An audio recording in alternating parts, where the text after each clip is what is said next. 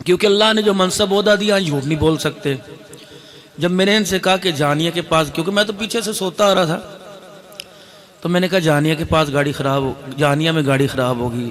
مرید نے کان میں پھونکا 20 کلومیٹر جانیہ آگے ہے، بس اپنی جان آگے پیچھے پھر ہوگی۔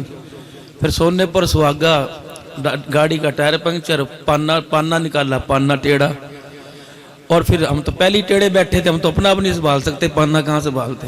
پھر اللہ نے یہاں پہنچایا۔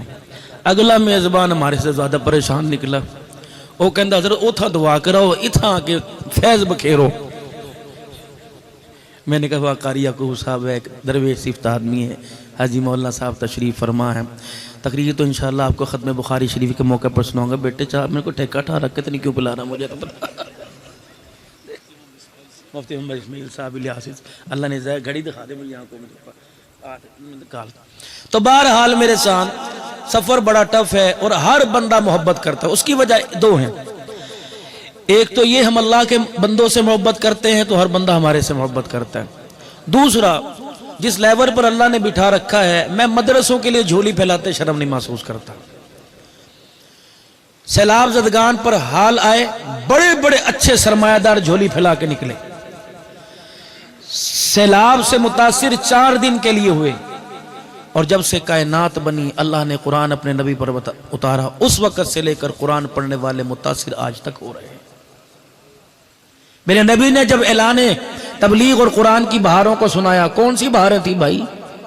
ازواج مطہرات کے گھر کے چولہے بجھے ہوئے، اما فاطمہ پیوند والا دوپٹہ لے کے بیٹھی، حضرت حسن اور حسین قاری قرآن جنہوں نے نیزے کی اینی پہ کربلا میں قرآن سنایا، وہ قرآن کی تلاوت کریں، بھوک انہیں تڑپا کے رکھ دے۔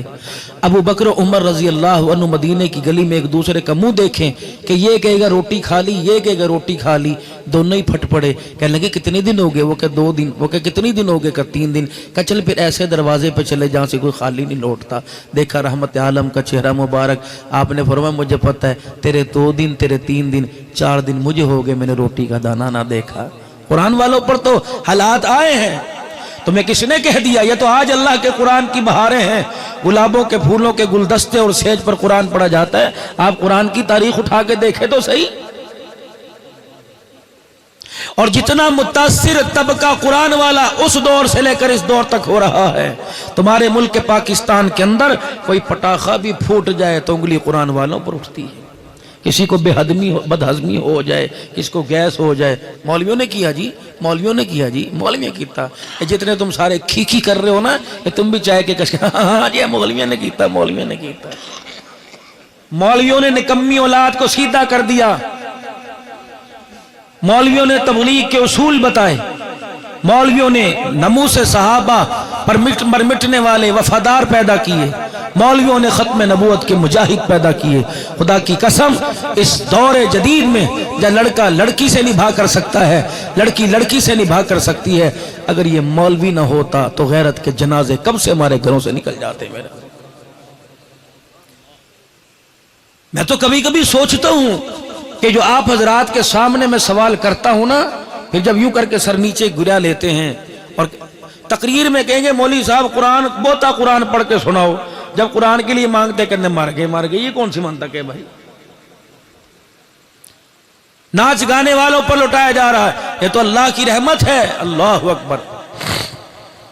کہ اس دور کے اندر اللہ نے قرآن کی بہاروں سے ہمارے دلوں کو اور کانوں کو مزین کر رکھا ہے، وگرنہ جو حالات ہیں یقین جانو اگر علماء اکرام راتوں کو مصلی چھوڑ دیں اور اللہ اپنی رحمت کو آسمان پر واپس اٹھا لے تو ہمیں تراویح کے لیے مسجدوں کے اندر قرآن سنانے والا بھی کوئی نہ ملے۔ سینکڑوں بچے اور بچیاں پڑھ رہی ہیں۔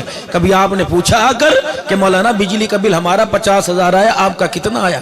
مولانا ہمارے ہاں آٹا 20 کلو کی تھیلی 10 دن میں ختم ہوتی ہے، بتاؤ تمہارے ہاں کتنی بوری روزانہ گندم کی لگتی ہیں؟ یہ تو صبح صبح تیار ہوتے ہیں قرآن پڑھنے والے، ہمیں روٹی دو، سبزی دو، انہیں بارش ہو گرمی ہو جو مرضی ہو انہیں تو کھانا چاہیے۔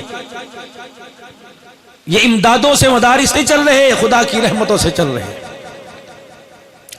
اتنا کچھ ہونے کے باوجود، کچھ نہ بچتے ہونے کے باوجود سب کچھ بچا پڑا ہے، اب بھی ہمیں خدا کی رحمت کا پتہ نہیں لگ رہا کہ اللہ کی رحمت کا انداز کیا، خدا کی رحمت ہوتی کیا۔